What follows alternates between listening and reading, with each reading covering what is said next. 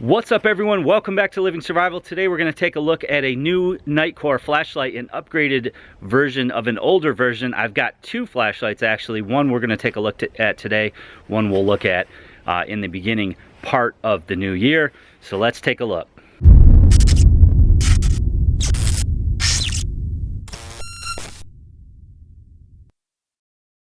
So this is the Nitecore P16TAC, the TAC being an upgrade from their original P16. Brighter, part of their Precise series, uses an XML2 U3 LED, putting out 1,000 lumens at 300 meters. As you're going to see in some of the night shots, it's got a fantastic beam to it. It shoots far enough, and I think it's a great flashlight to be used as a duty flashlight, from police to military to fire, and also a nice weapon light to be mounted on a AR platform, which is what I'm going to do with it. I'm going to order the bracket and the pulse, or the side switch, to be able to mount this on an AR platform. So great light for that. It has some weird mode spacing to it. The lowest mode is 1. That runs for 60 hours, jumps up to 60, that runs for 33 hours, 240 lumens for 7 hours, and then jumps up to 1,000 lumens for an hour 15. So some interesting spacing there between the 240 and 1000. You don't have a 500 or 600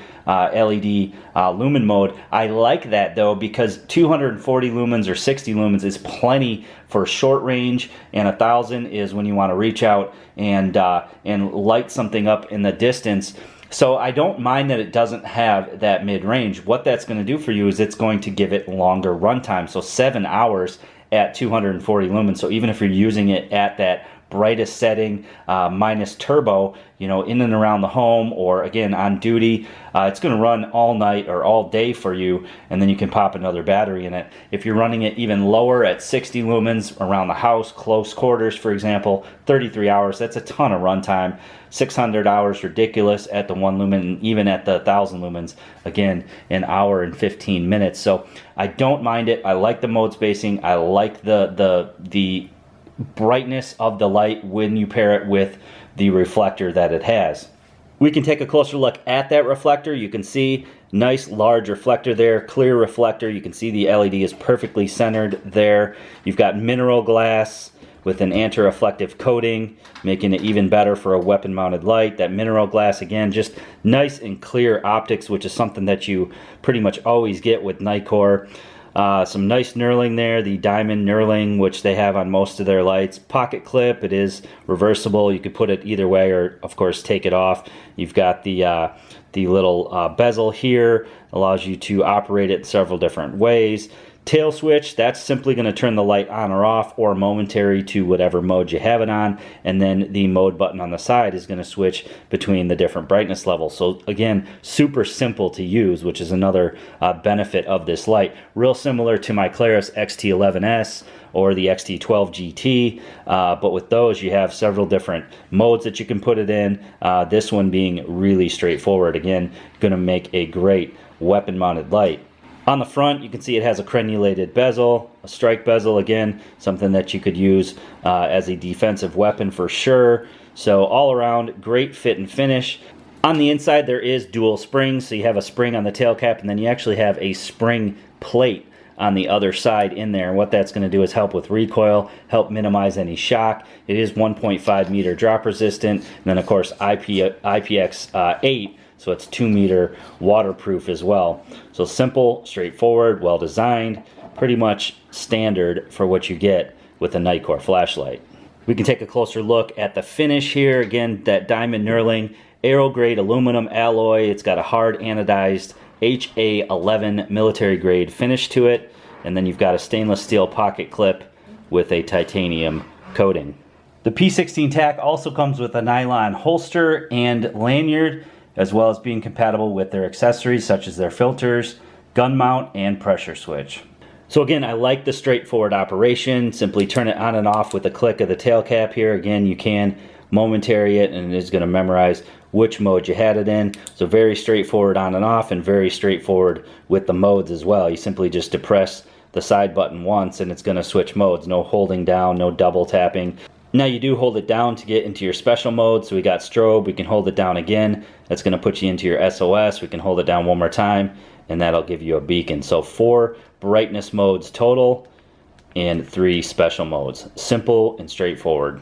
So again, I like to take a look at wall shots so I can get an idea of the pattern and the spill of the beam. You can see here on 1 lumen, very nice pattern, very nice spill. We got our 60 lumens, 240 lumens, and then 1000 lumens. It did look like on the 60 we're getting a little bit of pulse width modulation there. Not sure why.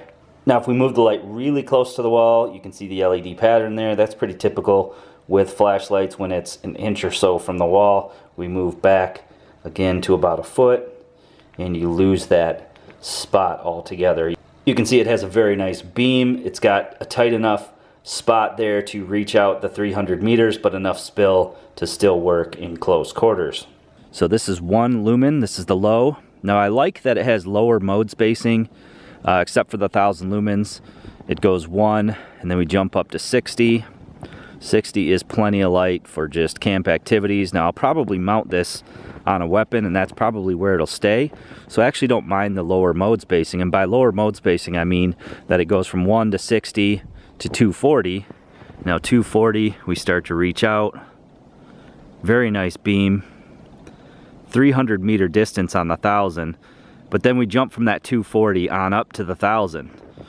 So you don't really have much in between the 240 and the 1000, but again for a weapon light I like that because you have your brightness, you have your 1000 lumens when you want to reach out, but then most of your other modes are low enough that it's not going to kill your battery. So run times are pretty nice on this light as well. So let's check out some distant shots. This is the 60 lumens. You can see it's tight enough that it's even hitting those trees over there. Those are probably roughly about 30 yards away. Bump it up to the 240 and we can really light up our immediate area.